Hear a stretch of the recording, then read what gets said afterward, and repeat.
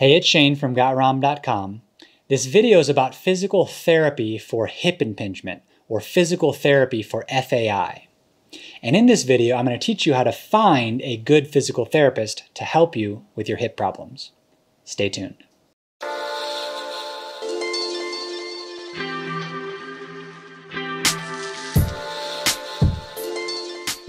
If you want to read or watch part 1 of this series, check out Physical Therapy for FAI, Part 1. What is it missing? First, let's talk about the cost of finding a good PT. If you have femoral acetabular impingement, or FAI, and you've ever been frustrated with your physical therapy or chiropractic experience, welcome to the club. In 2011, I began looking for non-surgical ways of treating the cam impingement in my right hip. This led me on a long and expensive journey. In fact, I just checked my Quickbooks to find out how much I've spent on trying to fix my hip impingement over the years, and it actually surprised me. In total, I've spent $25,837.29 out of pocket, which doesn't include what my insurance covered. These costs included regular physical therapy, massage, acupuncture, chiropractic, and a lot of other things. The sad part is that out of all of the therapy that I got and all of those treatments, I only felt that about 5% were worth it. The rest of the time, I typically felt no benefit at all. In fact, in all the time that I was working on my hip impingement trying to fix it, I only came across 2 practitioners who I still see and consider really good at what they do. Investing over $25,000 and spending 2 to 3 hours a day or more researching healing modalities taught me some valuable lessons and led me to one particularly great healer, a guy named Phil Petachinko in Encinitas, California. This article is going to help you find your own Phil, conquer your hip problems, and get your life back. I will be referring to any practitioner, PT, chiropractor, massage therapist, etc. as a healer, since that is the essence of what they do. So here are the top 8 clues that you found a really good healer. Number 1 is they care. Do you get a sense that they actually care about you and about getting to the root causes of your pain and injury? Or are they just in a hurry to get you out the door so they can get on to the next patient? The truth is, some people are just in it for the money. Others are in it for the money, but they also do want to make a difference, as long as it fits into the allotted 15 to 30 minute window that you have with them. And finally, there are the rare 1% who are primarily interested in what is best for you, even if it's not in their best economic interest. My chiropractor, Phil, who primarily works by doing deep tissue body work, always spends at least an hour with every patient and often longer, and he never accepts tips. Not once have I ever felt rushed or felt like he was just in it to get my money. And that's one of the reasons I keep giving him my money. Number 2 is humility. Does the person that you're working with exude openness and curiosity? Are they humble? Or are they arrogant and they know how to do everything and they don't need your feedback? If you suggest collaborating with another professional, do they seem open or closed to the idea? Over the past 5 years, I've sampled more therapists and healers than I can count. Phil always said, "Good, keep exploring." When I inevitably return, somewhat disappointed, he never has anything negative to say about the other person or profession.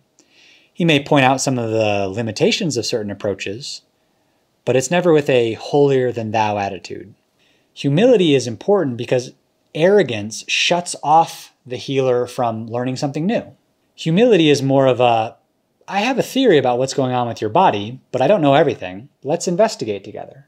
In contrast, an arrogant therapist will try to give you a quick and official-sounding diagnosis, and then it's case closed to any other possibilities. Look for a healer with an open mind who exhibits humility.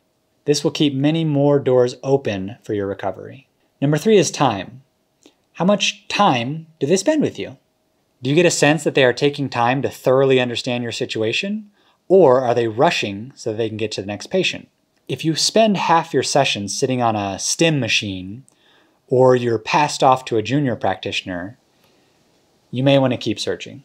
I don't think there's any way around it. Healing and fixing injuries takes time. Therefore, find a healer who's willing to invest their time with you. Number 4 is, do they take a logical and systematic approach? Is their approach holistic, or are they just a one-trick pony?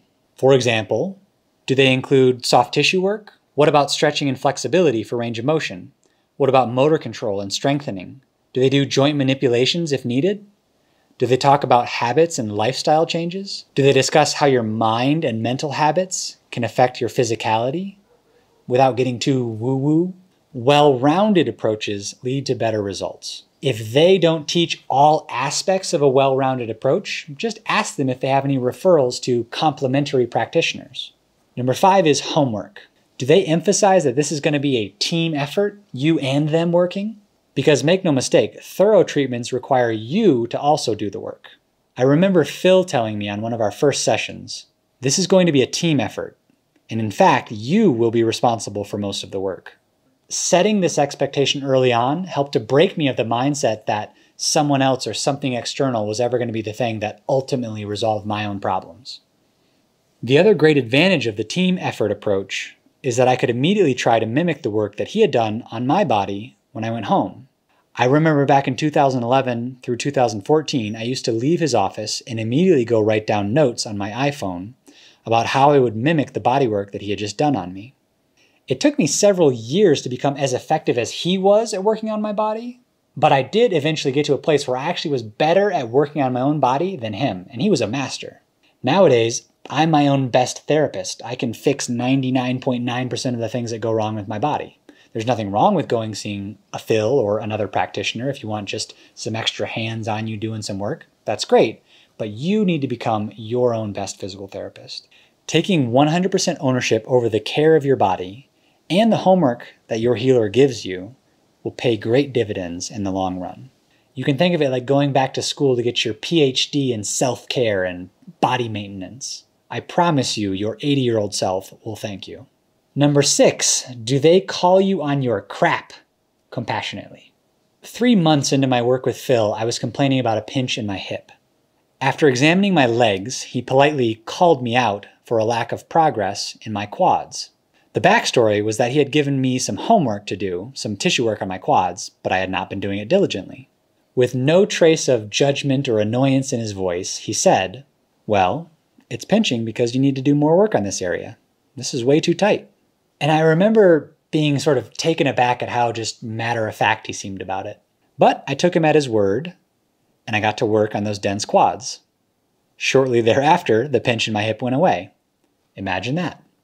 Number 7 is, do you experience benefits here and now when you see your healer? The number 1 sign that you found a good healer or coach is that you start seeing results.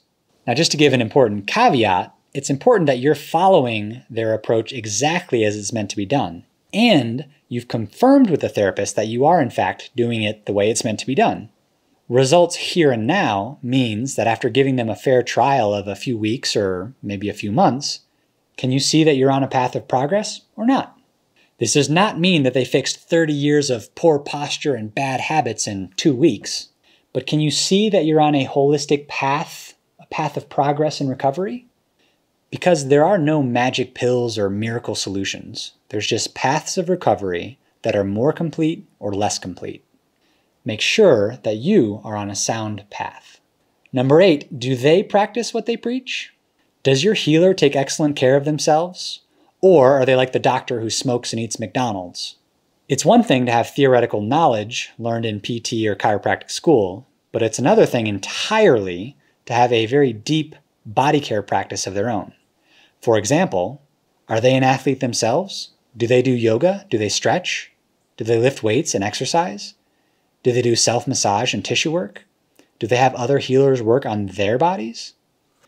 If they aren't proactively taking care of their own bodies, then there's a certain experiential wisdom that they don't have.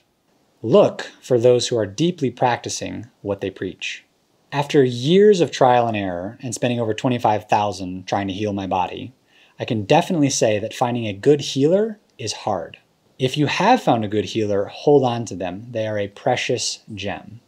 To review, a good healer is someone who genuinely cares, is humble, meaning they don't know it all and they're open to discovery.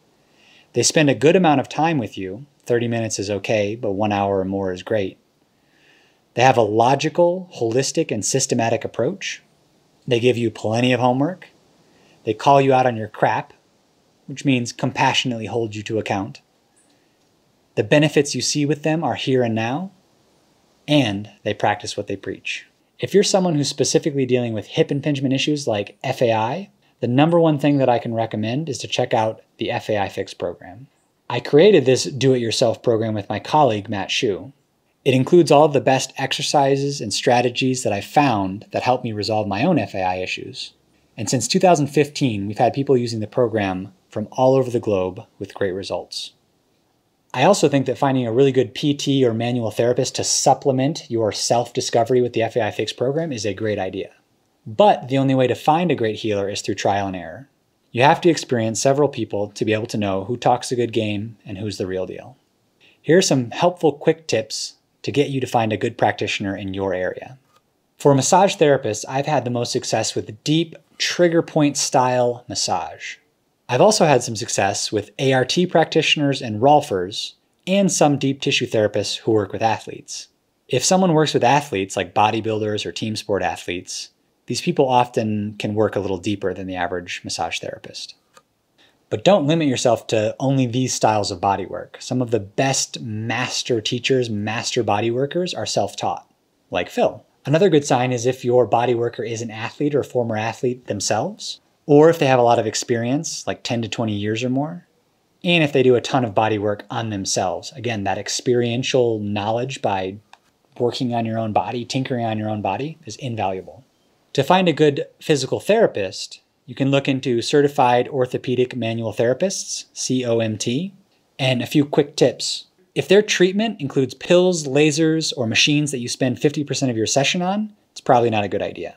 Make sure they have a systems approach, tissue work, stretching, and strengthening. And if they do good manual therapy on you and then teach you how to do it on yourself, that's a bonus. For chiropractors, you can check out the American Chiropractic Board of Sports Physicians. For some quick tips, try to be sure that they are former or current athletes or runners themselves, that they take that systems approach, and that they focus on the gait and spine and not magical fixes, and that they focus on the whole body, not just a few snap, crackle, pops. So that's it, my top 8 tips to help you find a good physical therapist or healer to help your hip issues. Let me know in the comments which one of those 8 tips you're going to implement, and I'll see you in the next video.